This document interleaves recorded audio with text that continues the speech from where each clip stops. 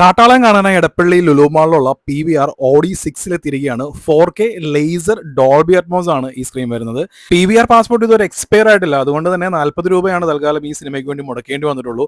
ഈ cinema 2 aspect റേഷ്യോയിൽ available ആണ്. കേരളത്തിലുള്ള എപ്പിക് സ്ക്രീനുകളിലും PXL സ്ക്രീനുകളിലും ഫ്ലാറ്റ് റേഷ്യോയിലും ബാക്കിയുള്ള സ്കോപ്പ് സ്ക്രീനുകൾ എല്ലാത്തിലും നമുക്ക് സ്കോപ്പ് ആസ്പെക്ട് റേഷ്യോയിലും കാണാൻ സാധിക്കും. കാട്ടാളൻ ഈ വർഷം കണ്ടതിലെ ഏറ്റവും മോശം സിനിമാറ്റിക് എക്സ്പീരിയൻസ് ആയിട്ടാണ് എനിക്ക് ഫീൽ ചെയ്തിട്ട്. ഇതിനു മുമ്പ് എനിക്ക് ഏതെങ്കിലും ഒരു സിനിമ കണ്ടിട്ട് ഇതുപോലൊരു മെന്റൽ ടോർച്ചർ ഫീൽ ചെയ്തിരിക്കുന്നത് സൂര്യയുടെ കങ്കുവ കണ്ടിട്ടാണ്. കാരണം അതുപോലുള്ള ഈ BGM-ഉം ഒച്ചപ്പാടും ഒക്കെ കൊണ്ട് ഒരു മെന്റൽ ടോർച്ചറായിട്ട് ഫീൽ ചെയ്തിരിക്കുന്ന പടമാണ്. ഇതിൻ്റെ കഥ, തിരക്കഥ, ഇതിനകത്ത് വരുന്ന കോൺഫ്ലിക്റ്റ്, പിന്നെ ഇതിനകത്ത് എന്തെങ്കിലുമൊക്കെ ഒരു പോസിറ്റീവായിട്ട് പറയാനുണ്ടോ എന്ന് ചോദിച്ചിട്ടുണ്ടെങ്കിൽ ഒന്നും പോസിറ്റീവായിട്ട് പറയാനുള്ളതാണ്.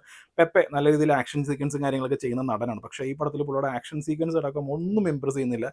പിന്നുള്ളത് ജഗദീഷിന്റെ വിഗ് ഉള്ളായിരുന്നു. ചോട്ടാമ്പയിൽ സിദ്ദിഖ് വെച്ച് അതേ വിഗ് തന്നെയാന്ന് തോന്നുന്നു. പിന്നെ സിദ്ദിഖ് ഇത് മാർക്കോടെ യൂണിവേഴ്സ് ആണോ അല്ലയോ എന്നുള്ളൊരു കൺഫ്യൂഷൻ ഉണ്ടാക്കാൻ വേണ്ടി ആളെ പറ്റിക്കാൻ വേണ്ടിയിട്ടുള്ള ഒരു ക്യാരക്ടറായിട്ടാണ്. പിന്നെ സുനിൽ നല്ല രീതിയിൽ ഡാൻസ് ചെയ്തിട്ടുണ്ട് എന്നല്ലാതെ ഈ പടത്തിൽ പുള്ളിക്കാരൻ എഴുതിയിരിക്കുന്ന വില്ലൻ വേഷം തുടങ്ങിയ കാര്യങ്ങളെല്ലാം കച്ചറയാണ്. ഒരു കൂതറ സെറ്റപ്പാണ് മൊത്തത്തിൽ ഈ പടം. ഇതിന്റെ ആക്ഷൻ സീക്വൻസും ഒന്നും ടെക്നിക്കലി ആയിട്ടാണെങ്കിലും ഒന്നും കാര്യമായിട്ട് ഇമ്പ്രസ് ചെയ്യുന്നില്ല. ഈ സിനിമ മാർക്കോ യൂണിവേഴ്സ് ആണോ അല്ലയോ എന്നുള്ളത് പ്രേക്ഷകരെ തെറ്റിദ്ധരിപ്പിക്കാനുള്ള ഒരു സ്കാം ആണോ എന്ന് നമ്മൾ വിചാരിച്ചുകൊണ്ടിരിക്കുമ്പോഴാണ് ഈ യൂണിവേഴ്സ് സ്കാമിന്റെ പേരിൽ തന്നെ സ്പെഷ്യലൈസ്ഡ് ആയിട്ടുള്ള ഒരാളെ ഈ സിനിമയിൽ ക്യാമിയോ ആയിട്ട് കൊണ്ടുവന്നിരിക്കുന്നത്. അപ്പോൾ അങ്ങനെ നോക്കുകയാണെന്നുണ്ടെങ്കിൽ ഇതാണ് ഈ പടത്തിൽ ഞാൻ കണ്ടിട്ടുള്ള ഒരേ ഒരു ക്രിയേറ്റിവിറ്റി. മൊത്തത്തിൽ പറയുകയാണെന്നുണ്ടെങ്കിൽ ഈ മെന്റൽ ടോർച്ചർ, അതിൽ കൂടുതലൊന്നുമില്ല.